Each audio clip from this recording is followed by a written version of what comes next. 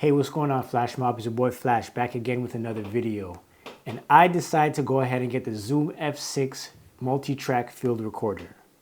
In this video, we're definitely going to unbox it. We're going to talk about why I decided to go with this particular one. And we're also going to go over some of my first impressions. Run the intro.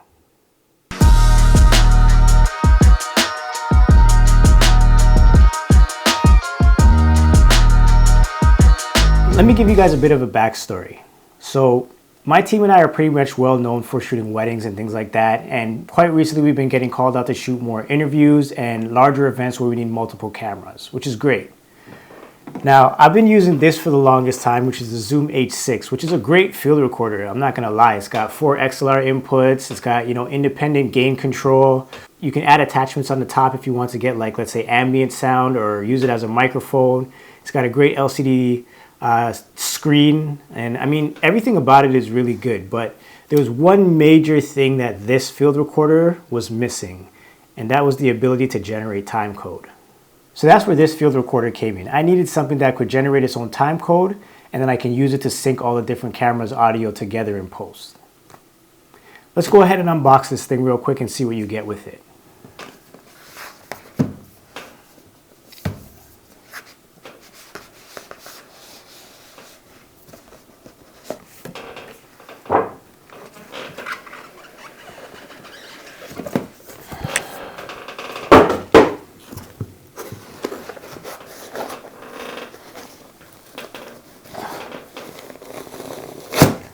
Jeez, that was in there pretty damn tight. So this looks like it's the field recorder.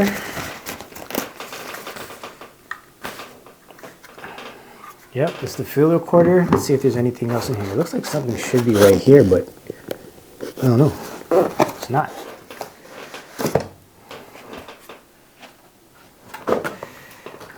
This looks like... this just looks like maybe one of those things where you can attach it on here, and then maybe, looks like, yeah, you take out these 4 little screws here, you put it on top of the field recorder, and then you can attach this to your camera. So it just looks like a camera mount or something like that. I probably won't be using this at all ever, but I don't know, we'll keep it. See if there's anything else in here.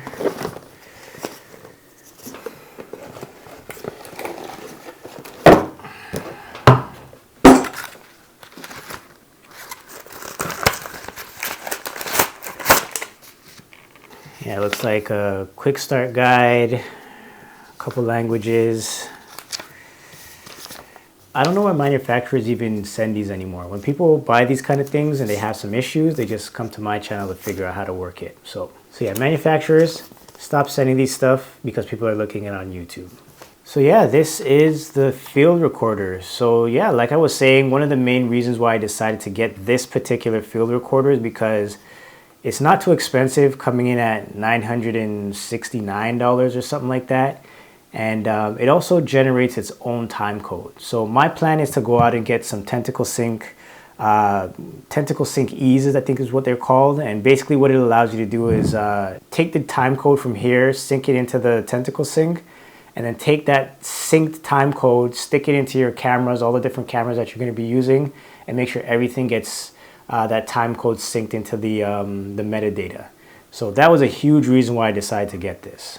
Another main reason why I decided to get this field recorder is because of 32-bit float. Now, if you've never heard of 32-bit float, think of it like shooting RAW with your camera, right? When you shoot RAW in your camera, you get to maintain all of the metadata that's coming out of the camera.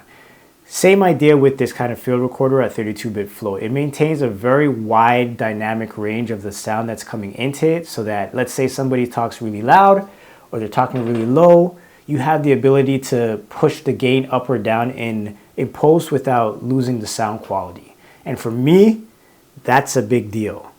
When we shoot weddings and events and all these different kind of things, and even interviews where it's just different people that we might be interviewing, everybody has their own, let's say, volume of speaking, especially like, let's say at a wedding when they're doing like toasts or speeches or whatever. Everybody just has their own way of talking. And with 32-bit float, I can set it and literally forget it. And then when I get home to DaVinci, if they talk really soft, I'll boost the gain. If they talk really high, I lower the gain. And if they start laughing and going crazy or just screaming for whatever reason, again, I can reduce the gain and not clip the audio. So that's a huge factor for me. And if we're being honest, I probably will not record in any other recording format other than 32-bit float, but we'll see.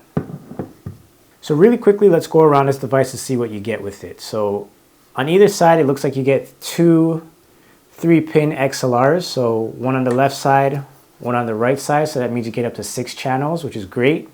You get a line out. You get a USB-C. So in case you want to use this, let's say on a computer and record right into a computer, you have that ability as well. I don't know what this is. Oh, I do know what this is.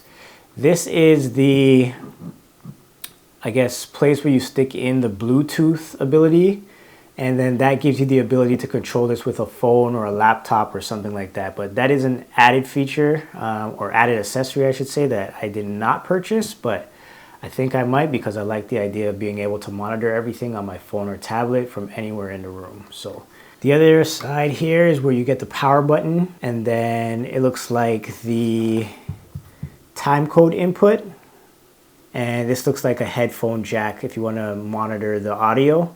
And this is just a dial to do that. Really simple. On the top, we got nothing. On the bottom, looks like we got a little, let's unscrew this. I'm pretty sure we know what this is going to be. Yep, it's a little battery bay to give it power, which is pretty good. Just close that back up. And if I recall correctly, these are like belt clips, so that if you want to put this on your pants and loop it on your belt, you can do that. Probably will never do that, so whatever. On the back here, it looks like this is where your SD card goes in. Pretty straightforward, nothing crazy about that. And then also you get the ability to use NPF batteries. So I actually have a brand new one that I was given for free because I make YouTube videos. So I'm actually going to use this to power it for the first time. Hopefully the battery has a little juice. Now on the front is where you get most of the other controls. Looks like the gain dial for each individual channel. So you twist it to raise it or lower it depending on what type of sound you need. Cool.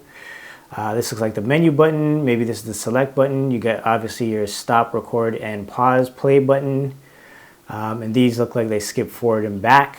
Yeah, it looks pretty straightforward. Like nothing too crazy. Let's turn it on and have a look here. It's going to take me through the initial setup. I am going to go with English. And right away you can see we have the time code running at the bottom. We have our channels 1 through 6, our left and right line, which is going to be this line out over here. And man, nothing crazy at all. I'm going to change this to input, let's see, 32-bit float. Yeah, right there. And I think that's the only thing I need to set. Maybe time code, there's going to be a couple of things there. Yeah, our frames per second, we're going to make that 2397. That's what I usually shoot in. It's what you should be shooting in as well.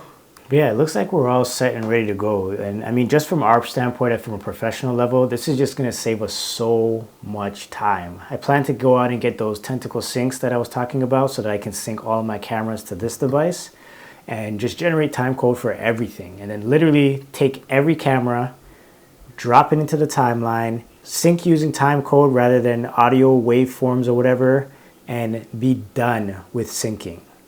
So that's huge. And then on top of that, the 32-bit float is just going to ensure that we never have clipped audio ever again. So for me, this just seems like a major win. Tell me what you guys are using. Are you guys using the Zoom H6 or the H5 or whatever other kind of recorders? Let me know in the comments below.